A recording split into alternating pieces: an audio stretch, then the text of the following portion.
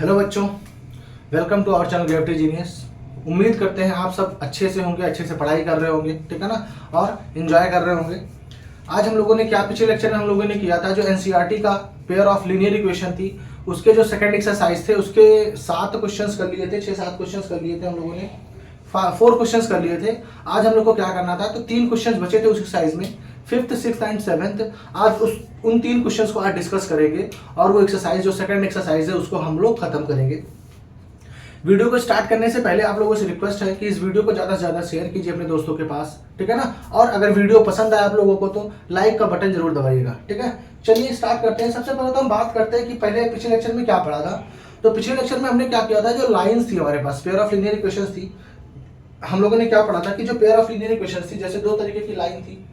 Pair of linear equation क्या थी, a1x plus b1y plus c1 equal to 0, और दूसरी इक्वेशन क्या होती थी, a2x plus b2y plus c2 equal to 0। अब हमने क्या पढ़ा था इसके में कि हमने पढ़ा था कि जो दो पेयर ऑफ लीनियर इक्वेशंस होंगी वो कैसी लाइन बनाएंगी।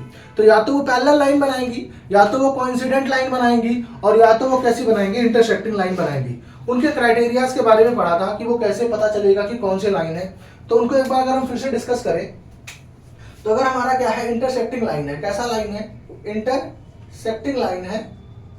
तो इंटरसेक्टिंग लाइन का क्राइटेरिया क्या था, तो इंटरसेक्टिंग लाइन का क्राइटेरिया था कि if a1 upon a2 not equal to b1 upon b2, अगर a1 upon a2 b1 upon b2 के इक्वल नहीं है तो लाइन कैसी होगी, इंटरसेक्टिंग लाइन होगी। लाइन कैसी होगी, इंटरसेक्टिंग लाइन होगी। हम बात करें फिर पैरेलल लाइन की, तो पैरेलल लाइन कैसा था, तो पैरेलल लाइन का क्राइटेरिया क्या था कि if a1 upon a2 equal है b1 अपॉन b2 के और नॉट इक्वल है c1 अपॉन c2 के। तो अगर ये कोफिशिएंट ये फॉलो हो रहा था, ये कंडीशन, तो उस केस में लाइन कैसी होती थी, पैरेलल लाइन होती थी। फिर थर्ड केस की बात करें तो थर्ड हमारा कैसा था, कोइंसिडेंट लाइन। कैसा लाइन था, कोइंसिडेंट लाइन। तो कोइंसिडेंट लाइन कैसी होती थी, if a1 upon a2 equal है b1 अपॉन b2 के और ये भी किसके इक्वल है, c1 अपॉन c2 के, तो हम इसको क्या बोलते थे, कोइंसिडेंट लाइन बोलते थे। यहाँ पे एक चीज हमने और सीखी थी कि क्या कोइंसिडेंट लाइन है तो ये कैसा होगा, कंसिस्टेंट होगा। कैसा होगा, कंसिस्टेंट होगा। अगर ये पैरेलल लाइन है तो ये कैसा होगा, इनकंसिस्टेंट होगा। पैरेलल लाइन कैसे होते थे, इनकंसिस्टेंट होते थे। और अगर इंटरसेक्टिंग लाइन है तो ये भी क्या होते थे, क्या होते थे, कंसिस्टेंट होते थे। ये भी क्या होते थे, कंसिस्टेंट होते थे। अगर हम बात करें इन लाइंस की ग्राफ की, तो अगर हम इंटरसेक्टिंग लाइन की ग्राफ ड्रॉ करें तो कुछ इस तरह से ड्रॉ हो रहे होंगे। दो लाइन कुछ इस तरह से क्या हो रहे होंगे, आपके ड्रॉ हो रहे होंगे। पैरेलल लाइन की बात करें तो पैरेलल लाइन कैसे ड्रॉ हो रहे होंगे, तो पैरेलल लाइन कुछ इस तरह से आपके पैरेलल लाइंस ड्रॉ हो रहे होंगे जिसमें कोई भी लाइन मीट, मतलब दोनों लाइन कहीं पे भी मीट नहीं कर रहे होंगी। बात करें कोइंसिडेंट लाइन की, तो अगर एक लाइन ऐसे जा रही है तो कोइंसिडेंट लाइन में दूसरी लाइन भी सेम लाइन पे क्या होगी, सेम लाइन पे लाई करते हुए जाएगी, सेम लाइन पे लाई करते हुए जाएगी, ठीक है ना। तो ये हमारा क्या हो जाएगा, कोइंसिडेंट लाइन हो जाएगा। यही चीज हमने क्या की थी, पिछले लेक्चर्स में हम लोगों ने पढ़ी थी।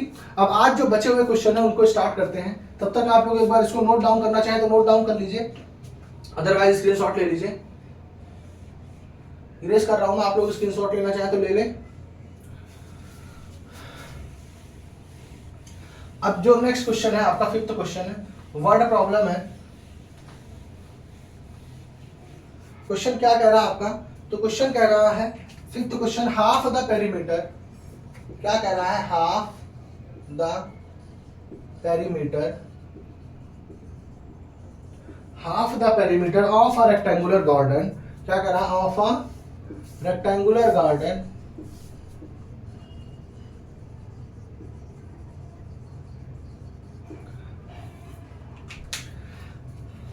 whose length is 4 meter more than its width, क्या कह रहा है, whose length is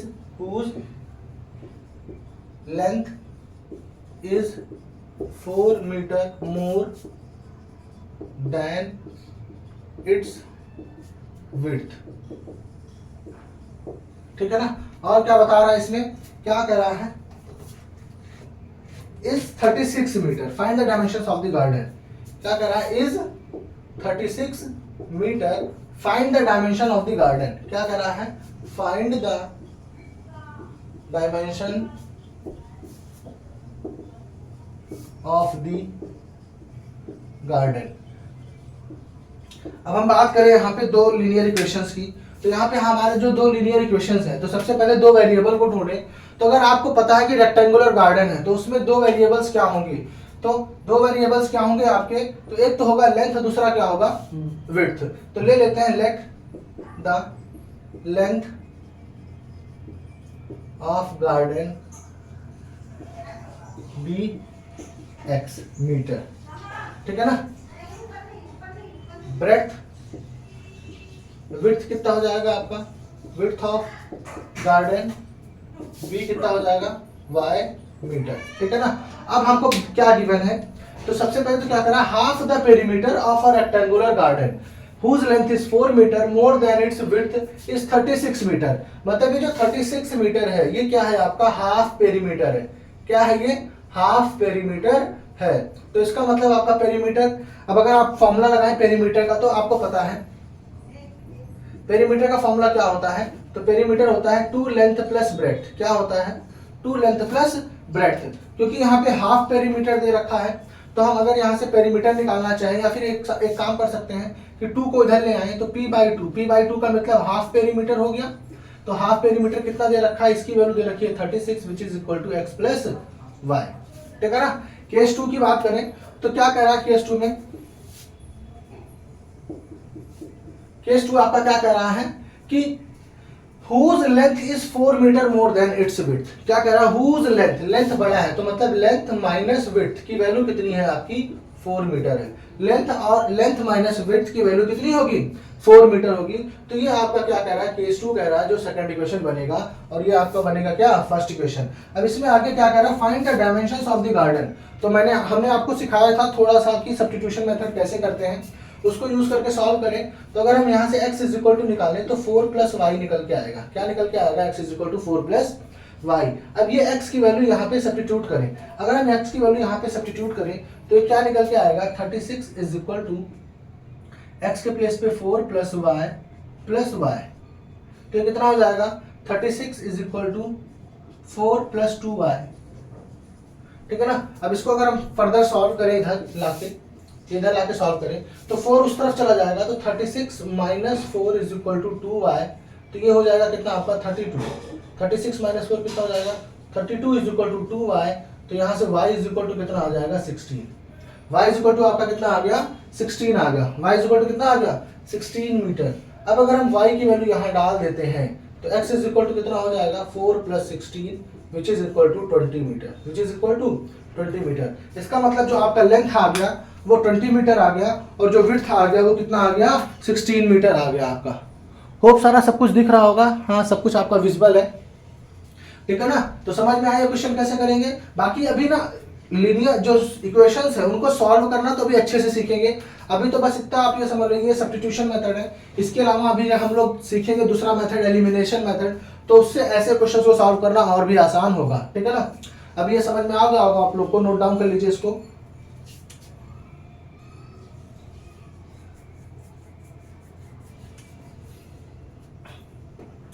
hope note down कर लिया होगा।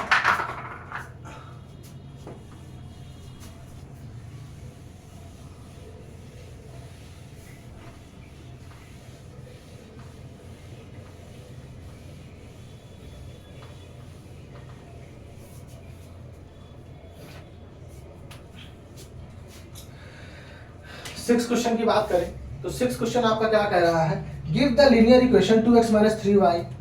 क्या दे रखा है 2x plus 3y minus 8 equal to 0। ये आपको क्या कर रहा है, लिखा है लीनियर इक्वेशन दे रखा है। Right another linear equation in 2 variable such that the geometrical representation of the pair is so formed is intersecting line. तो सबसे पहले क्या कह रहा है कि ये क्वेश्चन इंपॉर्टेंट है आप लोगों के लिए, ये क्वेश्चन बहुत ही इंपॉर्टेंट है। एग्जाम में ये आपके लिए पूछा जा सकता है, कई बार एग्जाम में पूछा गया है। इंटरसेक्टिंग लाइन हो, दूसरा केस आपका क्या कह रहा है पैरेलल लाइन हो। अभी मैं आपको इस क्वेश्चन को समझाता हूँ, इस क्वेश्चन को कैसे सॉल्व करेंगे वो भी समझाता हूँ। और थर्ड जो आपका पार्ट है वो क्या कह रहा है कोइंसिडेंट लाइन हो। तो देखिए यहाँ पे जो क्राइटेरिया हमने पढ़ा था, अभी जो क्राइटेरिया पढ़ा है पैरेलल लाइन का, कोइंसिडेंट लाइन का और जो इंटरसेक्टिंग लाइन का क्राइटेरिया पढ़ा है उन्हीं को यूज करना है। अगर हमारे पास एक लाइन का इक्वेशन दे रखा है 2x plus 3y minus 8 equal to 0, हमको दूसरी लीनियर इक्वेशन चाहिए, दूसरी लाइन की इक्वेशन चाहिए। तो हमने इंटरसेक्टिंग लाइन में क्या पढ़ा है कि a1/a2 b1/b2 के इक्वल नहीं होना चाहिए। तो आप ऐसा नंबर लीजिए कि हमारा a1/a2 b1/b2 इक्वल ना हो। एज्यूम कर लेते हैं 4x ले लेते हैं, इसको ले लेते हैं 7y माइनस 15 इक्वल टू 0। अब आप देखिए 2/4 कितना हो जाएगा 1/2, 3/7 कितना हो जाएगा 3/7 ही रहेगा। तो मतलब यहाँ आप देखेंगे कि a1/a2 ये b1/b2 के इक्वल नहीं आ रहा है। तो इसका मतलब ये जो हमारा हो जाएगा ये आंसर हो जाएगा। इस तरीके से आप रैंडम कोई भी लाइन की क्वेश्चन लिख सकते हैं इस केस में, ठीक है ना। इस केस में आप रैंडम कोई भी लाइन की क्वेश्चन लिख सकते हैं। थर्ड की 6 की बात करें तो 6 की बात करें तो इक्वेशन हमारे पास क्या है 2x - 3y = 8 = 0। यहाँ पे क्या होता है क्राइटेरिया कि a1/a2 इक्वल टू b1/b2 ये तो होना ही चाहिए। तो अगर आपको a1/a2 इक्वल टू b1/b2 करना है तो इसका मतलब क्या होगा कि रेशियो इनका इक्वल होना चाहिए। तो आप इसको 2x भी लिख सकते हैं प्लस 3y भी लिख सकते हैं, कोई दिक्कत नहीं है, क्योंकि 2/2 कितना हो जाएगा 1, 3/3 कितना हो जाएगा 1। आप इसको 4 लिखना चाहते तो इसको 6 लिखना पड़ता, क्योंकि फिर रेशियो 1/2 चाहिए होता। अगर आप इसको और भी कुछ लिखना चाहते हैं, जो पहले 6 लिखना चाहते हैं तो इसको 9 लिखना पड़ता, क्योंकि रेशियो हर केस में क्या होना चाहिए सेम होना चाहिए। अब डिफरेंट कहाँ पे है, डिफरेंस आएगा इस कांस्टेंट टर्म में। अब इस कांस्टेंट टर्म को आपको कुछ भी लिखना पड़ेगा, -10 लिख दीजिए, क्या लिख दीजिए -10 लिख दीजिए, -15 लिख दीजिए, -6 लिख दीजिए। अब यहाँ पे आप देखेंगे कि a1/a2 इक्वल है, b1/b2 भी इक्वल है, बट जो c1/c2 है वो इक्वल नहीं है। तो ये आपका केस बन जाएगा क्या पैरेलल लाइन का। इस तरीके से आप कोई भी रैंडम इक्वेशन लिख सकते हैं। बस इसमें खास ध्यान बात देने की है कि ये एज्यूम कर ये दोनों का जो रेशियो होगा, ये रेशियो और ये रेशियो हमेशा सेम होना चाहिए। ये रेशियो कुछ भी अलग होना चाहिए और ये रेशियो क्या होना चाहिए अलग होना चाहिए। नेक्स्ट की बात करें तो कोइंसिडेंट लाइन में, अब ये तो सबसे आसान है, इसमें क्या करना आपको कुछ नहीं करना है। इस लाइन की इक्वेशन जो गिवन लाइन इक्वेशन है उसको किसी भी नंबर से मल्टीप्लाई करके आंसर लिख दीजिए। 2 से मल्टीप्लाई करके, 3 से मल्टीप्लाई करके, 4 से मल्टीप्लाई करके आंसर लिख दीजिए। जो नया इक्वेशन बनेगा वो आपका आंसर हो जाएगा। एज्यूम कर लीजिए 3 से करते हैं तो कितना हो जाएगा 6x plus 9y minus 24 equal to 0। अब आप देखेंगे इसका रेशियो, इसका रेशियो, इसका रेशियो, तीनों का रेशियो क्या आएगा सेम आएगा, विच इज क्या रिप्रेजेंट करेगा ये कोइंसिडेंट लाइन को रिप्रेजेंट करेगा, ठीक है ना। तो ये आपके इन तीनों पार्ट के आंसर्स है, इसको नोट डाउन कर लीजिए। इस तरीके से आप कोशिश कीजिए कि एक एक दो इक्वेशंस और बना के लिख दीजिए अपने मन से, ताकि पूरा कंसेप्ट क्लियर रहे। जैसे हमने सिर्फ यहाँ पे एक लाइन की इक्वेशन लिखी, यहाँ पे भी एक लिखी है, आप कोई और 2-3 बना के लिख लीजिए ताकि आपको पूरा कंसेप्ट क्लियर रहे कि हम अगर एक इक्वेशन गिवन है लाइन की तो दूसरी लाइन की इक्वेशन अगर उसको पैरेलल बनाना है तो कैसे बना सकते हैं, या फिर कोइंसिडेंट बनाना है तो कैसे लाइन की इक्वेशन हम फॉर्म कर सकते हैं, ठीक है ना। होप समझ में आया होगा आप लोग को, नोट डाउन कर लीजिए इसको।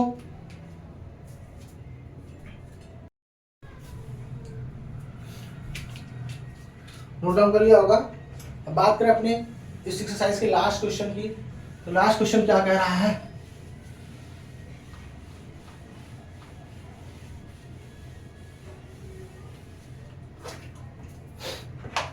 लास्ट क्वेश्चन क्या कह रहा है, draw the graph of x minus y plus 1 and 3x plus 2y minus 12 is equal to 0। क्या कह रहा है x minus y plus 1 equal to 0, इसका ग्राफ ड्रॉ करना है आपको। 3x plus 2y minus 12 is equal to 0, इसका भी ग्राफ आपको ड्रॉ करना है, ठीक है ना। उसके बाद आपको क्या करना है, फिर आपको क्या बताना है, determine the coordinate of the vertices of the triangle formed by this line and x axis and the shaded the triangle region, ठीक है ना। इसके बाद उसके बाद एक्स एक्सिस का लाइन, जो एक्स एक्सिस का ग्राफ है वो भी आपको शेड करना है, एक्स एक्सिस के लाइन को शेड करना है। फिर जो ग्राफ बनेगा उस ट्रायंगुलर, एक ट्रायंगल बनेगा, उस ट्रायंगल को क्या करना है आपको शेड करना है। तो अगर हम सबसे पहले इसकी बात करें, जो पहला है लीनियर इक्वेशन, इसमें हम अगर हम बात करें पॉइंट्स की तो ये कितना हो जाएगा x is equal to y minus 1 हो जाएगा। अब अगर हम क्या करना चाहें, पॉइंट्स चाहिए हमको, हम x ले लेते हैं, यहाँ y ले लेते हैं।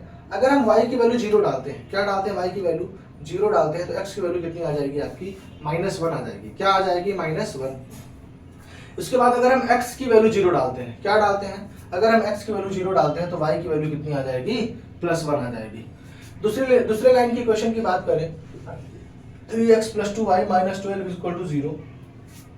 तो यहाँ पे भी अगर हम पॉइंट निकालना चाहें तो पॉइंट निकालें तो हम x और y, अब आप देखें हम x की वैल्यू 0 लेते हैं। अब अगर आप x यहाँ पे 0 लेते हैं तो 3 into 0 plus 2y -12 equal to 0 हो जाएगा, तो ये कितना हो जाएगा 0, और 2y इज इक्वल टू यहाँ से कितना हो जाएगा 12, तो y इज इक्वल टू कितना आ जाएगा यहाँ पे 6, तो मतलब x इज इक्वल टू 0 पे y इज इक्वल टू कितना हो जाएगा 6।